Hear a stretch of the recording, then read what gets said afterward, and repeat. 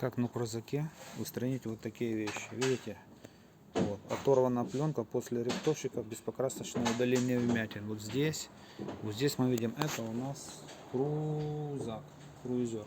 Видите, Toyota круизер. Как это сделать? Мы сначала очерчиваем вот здесь, смотрите, линеечкой вот так вот сделаем.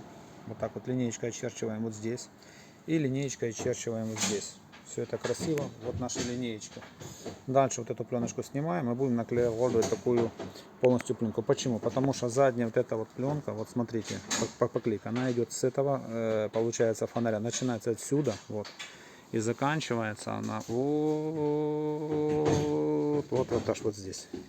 Это самая большая деталь. Вот такие дела. Поэтому вставочку сделаем сейчас вот такую. Вот так мы снимаем пленочку. Вот она. Вот мы снимаем ее.